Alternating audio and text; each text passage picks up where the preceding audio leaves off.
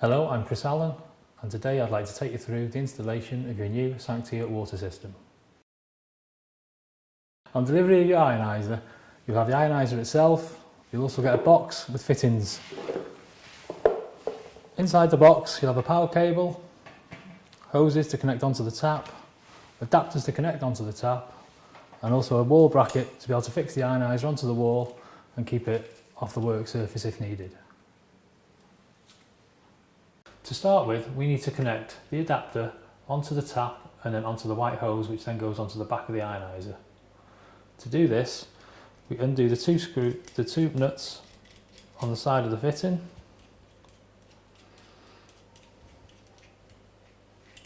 I'll just place this down. The nut then will go over the hose.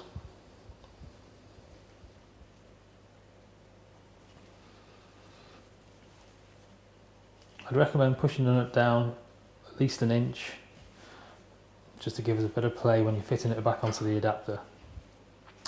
Hose will then push onto the adapter. Take it tight up to the thread so there's no gaps, and then push the nut itself over the white hose onto the thread and tighten the thread until you feel it's safe and tightly fitted there. This is the tap we recommend.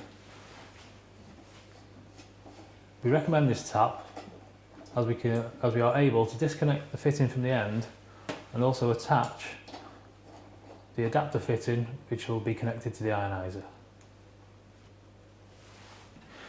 After we've fitted the adapter onto the tap, we will then have to fit the other side of the hose onto the back of the ioniser. To do that, you'll need to get to the back of the ioniser. Best practice is probably to lay the ioniser onto this foam pad. The foam pad actually comes with the boxing to protect it from on the delivery itself.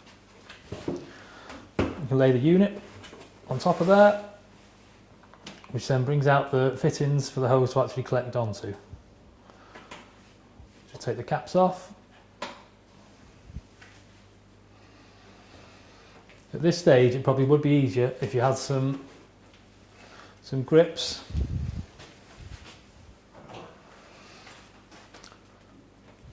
Basically just to make it easier for the actual clamps to go over the hose and then clamp onto the actual unit itself. To do that, we just squeeze the clips, place them over the pipe. The hose can then push onto the unit itself.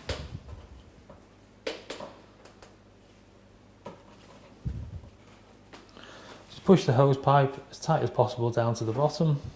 Again, take the grips, squeeze the clamp,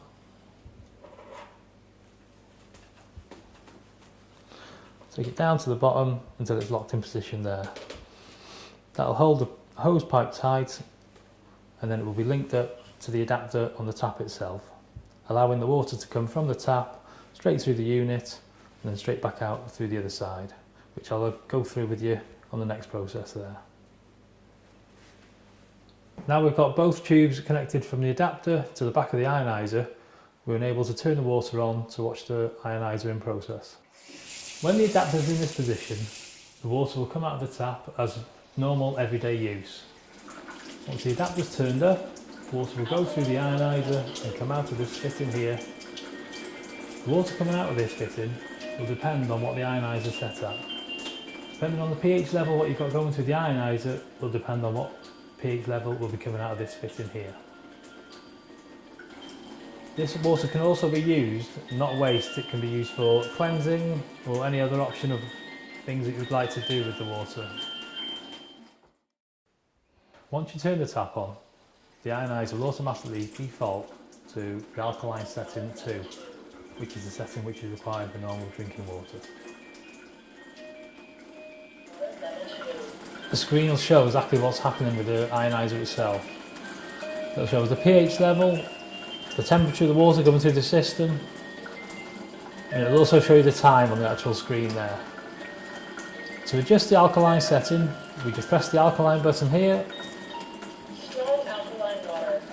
The machine itself tells you exactly what's happening. It's giving you the strong alkaline water. Again, it'll change the pH level on the screen. It'll also show you the ORP reading that's required.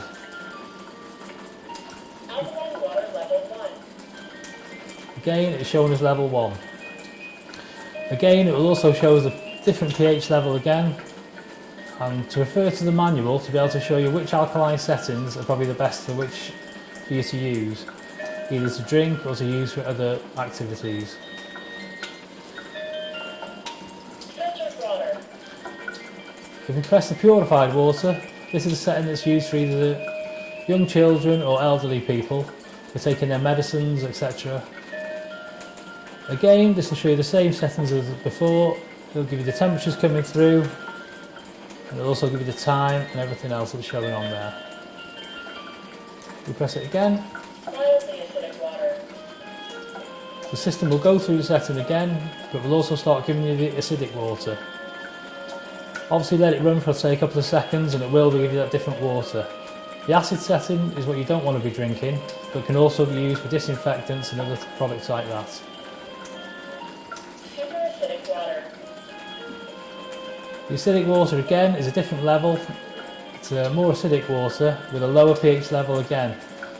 Also shows you the pH level, shows the flow, what's going through the system, and it also shows you the ORP reading of what's going through the system. Mildly acidic water. If we were to turn off the tap, and you've left the machine in the acidic setting, it's not to be worried about, because as soon as you open the tap again, the setting will automatically drop back down to the alkaline setting, which will enable you to allow to drink it. Level 2. There's also a cleaning device on the system, which we can press. Unit is now cleaning. Once pressed the cleaning setting, all we have to do is leave that and it'll run its own process. Once it's come to the end of it, it'll turn itself off and it'll just go back to its normal alkaline setting, which will enable you to carry on and drink it as you normally would. At the moment, the ioniser is running through the alkaline setting number 2.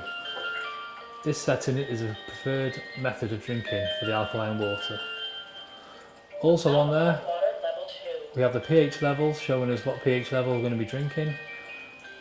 We have the minus ORP level, which is showing, which is a big thing with regards to the water that we'll be drinking. The lower the ORP, the better it is for you to be drinking. So anything in the minus level is great. We've got the flow setting there going through. I know we've got the time on there as well, which you can use if you ever need that. But also, it also shows you the filter settings on the top left hand corner.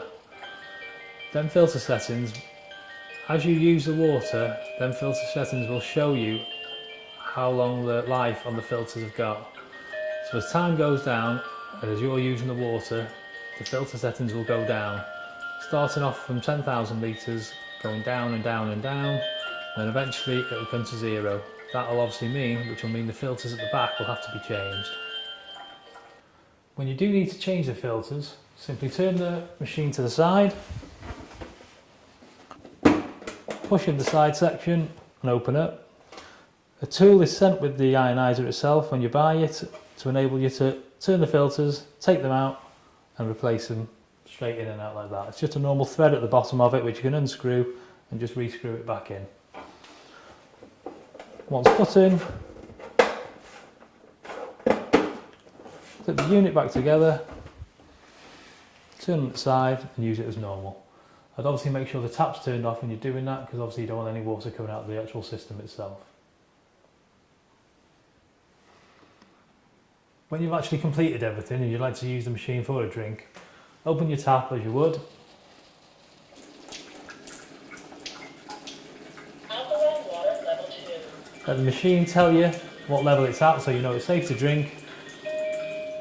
And just go ahead and fill a glass as normal. And just take a drink.